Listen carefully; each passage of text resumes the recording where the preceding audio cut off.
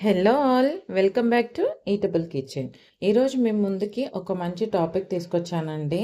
ఎందుకంటే ఈ సమ్మర్లో మనం చలవ చేసేవి, చల్లగా ఉండేవి మన బాడీకి తీసుకుంటూ ఉంటాం కదా. మెయిన్ ఇందులో ఏంటంటే వాటర్ మెలాన్ ఎక్కువ తీసుకుంటూ ఉంటాము.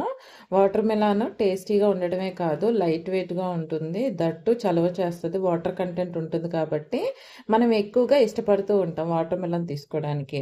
అయితే ఈ పుచ్చకాయ తిన్న తర్వాత తినకూడనివి ఉన్నాయండి. అది తెలియక చాలామంది ఏంటంటే నార్మల్గా తినేస్తూ ఉంటారు తీసేసుకొని. అందుకోసం మీకు తెలియాలని, మీకు ఇన్ఫర్మేషన్ కోసం అందించాలని నేను ఈ వీడియో చేస్తున్నానండి. వీడియో ఫుల్ చూడండి, మీరు చివరి వరకు చూడండి. కొత్తగా చూసిన వాళ్ళైతే సబ్స్క్రైబ్ చేయండి, లైక్ చేయండి, షేర్ చేయండి యూస్ఫుల్ అనుకుంటే కనుక. ఈ పుచ్చకాయని మనం రెగ్యులర్గా తీసుకుంటూ ఉంటాం కదండి. జనరల్గా వేసవిలో పుచ్చకాయ అంటే అందరూ తింటారు. అయితే పుచ్చకాయ తిన్న తర్వాత మాత్రం కొన్ని ఫుడ్స్ అస్సలు తినకూడదంటండి. అయితే జనరల్గా మనం ఇది మన బాడీలో వేడిని తట్టుకోవడానికి అందరం పుచ్చకాయ తింటూ ఉంటాం కదా. ఈ సీజన్లో బాడీ డీహైడ్రేట్ అవుతూ ఉంటుంది కదండి. అదే పుచ్చకాయ తింటే ఆ సమస్య ఉండదు. ఎందుకంటే పుచ్చకాయలో నీటి శాతం ఎక్కువ ఉంటుంది కాబట్టి మన శరీరాన్ని హైడ్రేటెడ్గా ఉంచడంతో పాటు కూల్గా కూడా ఉంచుతుంది. వేసవి తాపం నుంచి ఉపశమనం కూడా కలిగిస్తుంది కదండి. అందుకే మనం ఎక్కువగా ఇష్టపడుతూ ఉంటాం పుచ్చకాయ. పిల్లలు కూడా బాగా ఇష్టపడుతూ ఉంటారు కదా. మా ఇంట్లో అయితే మా పెద్ద పాప ఆర్య అయితే రెగ్యులర్గా పుచ్చకాయ కావాలంటది. బయటకు తీసుకెళ్తే ఫస్ట్ చూస్ చేసుకుంటుంది అనమాట, పుచ్చకాయ తినడానికి ఇష్టపడుతుంది. చాలామంది కూడా అలాగే కదండి, ఎక్కువగా ఇష్టపడుతూ ఉంటారు పిల్లలు.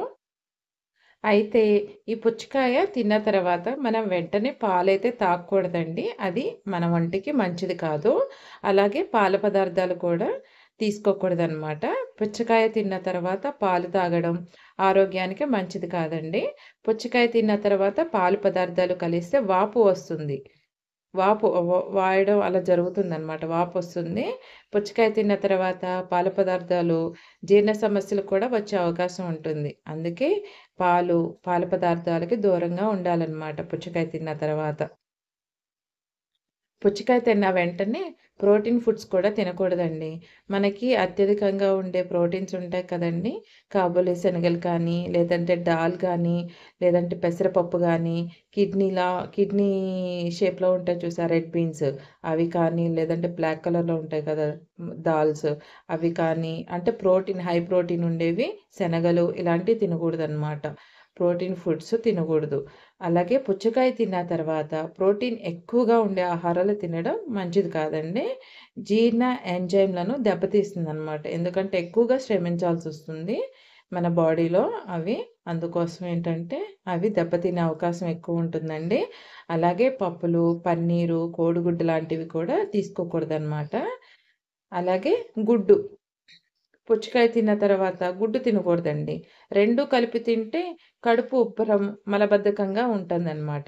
వేసవిలో ఆరోగ్యంగా ఉండాలంటే పుచ్చకాయ తినండి.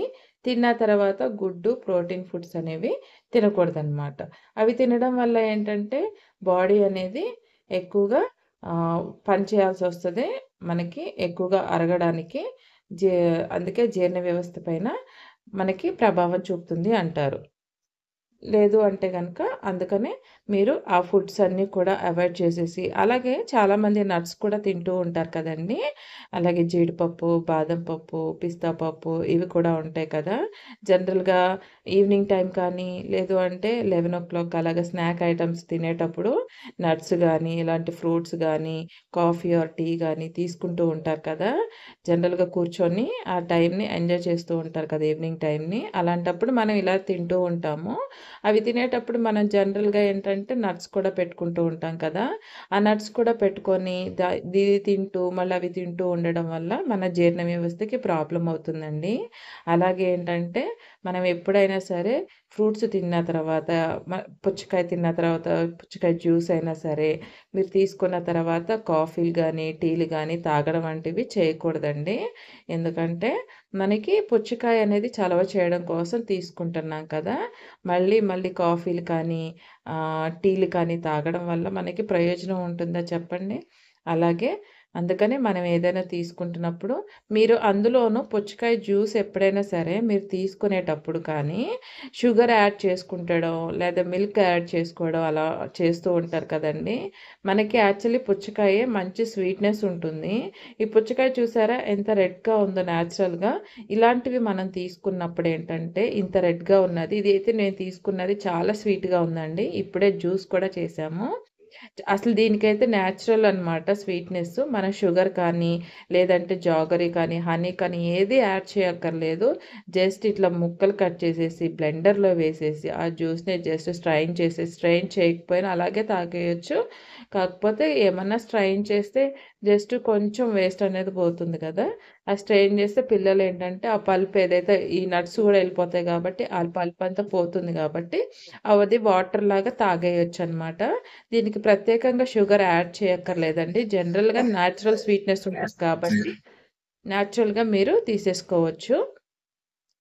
మీరు అలా ఎంజాయ్ చేయండి షుగర్స్ అవి యాడ్ చేయకుండా.